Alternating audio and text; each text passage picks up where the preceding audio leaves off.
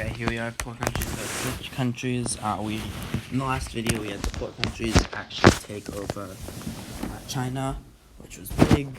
However, the rich countries were able to make some ground in the Asian continent, in the Middle East. So, the poor team, now having been able to reorganize their troops, are able to, they're able to push back the forces in Iraq and the Middle East. So Egyptian forces push up into Israel and Jordan, Iranian forces, and really from the entire red team, like Indian forces, make a large push. Russian forces and Iranian forces march into Kurdistan, as well as the Caucasus regions. The blue team now, with many of their troops, they got stuck in China, and now they've been able to flee to the west coast of America. And now they're currently being shipped across the Atlantic. The red team needs to capitalize on the fact that they have, The red team needs to capitalize on the fact that the blue team, many forces are still not in Europe, and they want to take the whole continent, or at least corner the forces. So in order to do this, Russia funds pro-Soviet rebels in all their former Soviet states, which eventually fall once again. Finnish troops, Russia is able to push into Finland, causing basically much of the east to be under Russian occupation.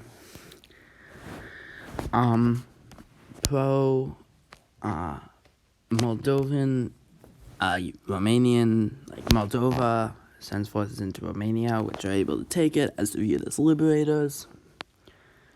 In Bulgaria, once again, the red team is able to push into, cutting off Turkish forces, which eventually a landing's made on Cyprus, followed by an invasion from all sides. Istanbul falls, and so does the country. Greece then falls after they take over, they surround it, and the rest of the Balkans up to Bosnia all fall under red team occupation. From here, the red team is kind of stuck. Any other country they invade is powerful, except here in Central Europe, so that's what they do. They even manage to push into Poland. They capture Warsaw quickly, because no one is expecting an invasion into Poland, so they're not prepared. And they're defending the heartland of Western Europe, so up to Austria. So now we have basically the former Iron Curtain line being established here. Many forces have now made it to Spain, so the plans for an African invasion of Spain are now destroyed. So many African forces reorganize and actually land on Sicily, causing an African force, and then they land on Sardinia and eventually Corsica, leaving Italy basically surrounded. Of course, landing is made, Rome is captured, and they march up into the north, which is flat, so that it all falls. But now, with blue team forces having reached Europe, advancements are halted and a big stalemate is reached. However, Northern Europe is still undefended, and forces are ordered to retreat from Northern Europe. This will be a mistake, as you'll see in a bit. African forces and, the captured Chinese and Japanese and Korean forces, they are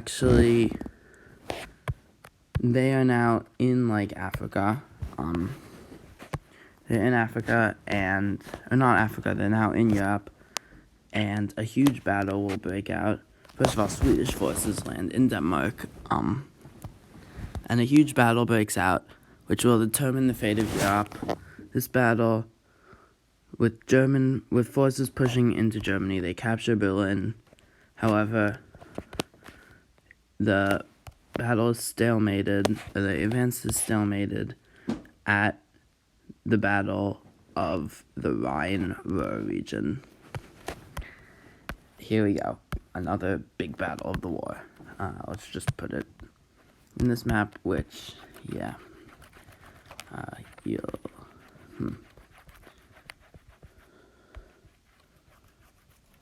okay, that was just blue, but yeah.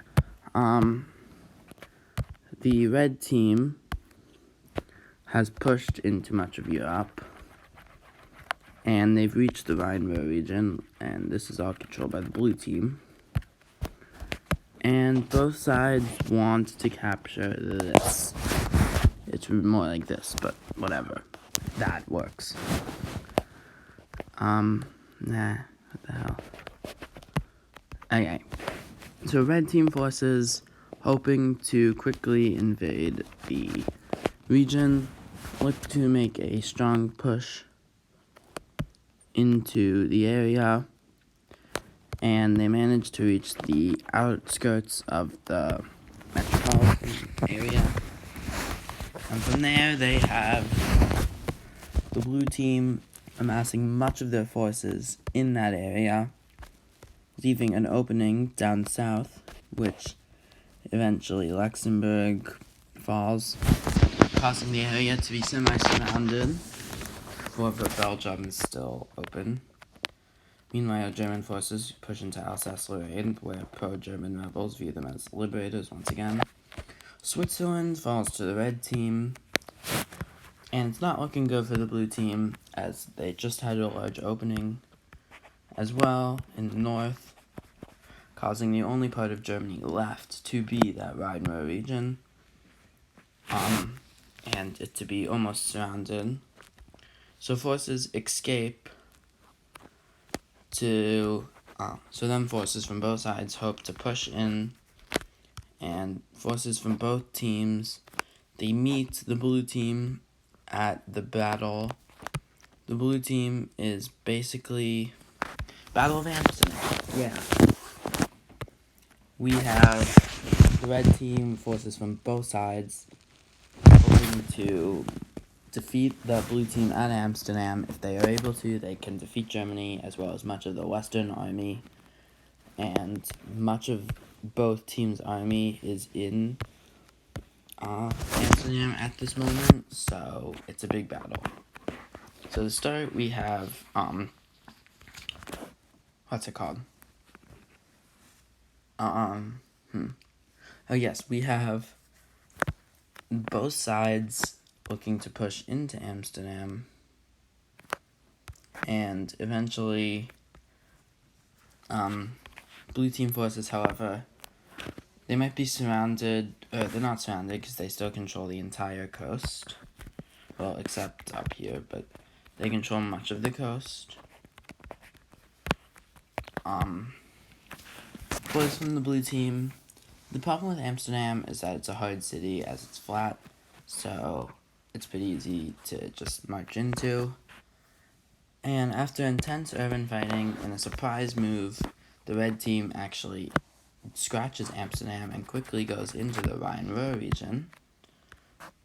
This leaves much of the Amsterdam area to be exposed, causing the blue team to disperse their troops and recapture much of the Netherlands and the lowlands. However, the Rhine-Ruhr region fell. So now with the Rhine-Ruhr region, and now with the blue team forces being exposed, the German forces launch a move which has never been seen before, and they manage to, at the Battle of, Calais, they are able to cut off these lowland forces, which comprise much of the western forces, and despite the fact that they are able to escape to the British Isles, many of them can't, as the red team now takes advantage. They starve them, they actually naval blockade, causing forces to eventually fall, and the Amsterdam falls. causing the Battle of the Rhine-Ruhr region of Rhine-Ruhr Amsterdam to be a major victory for the Red Team, as now with much of the Western Army having been defeated, the U.S. is pissed. France then falls, causing Spanish forces to succumb to an African invasion.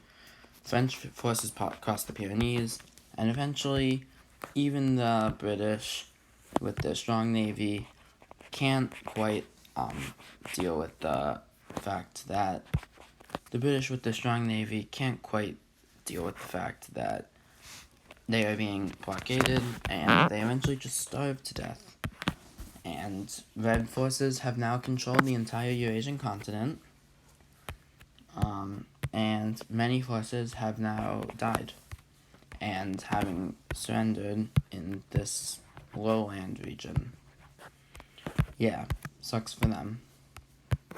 Or just died, yeah. Forces from there push into Greenland, and now they have a problem, which is invading the U.S. So in a surprise move, they invade Antarctica first. The entire continent falls, and with Antarctica under Red Team control, they launch an invasion into southern Argentina. And eventually the south, which is a very wealthy region, falls.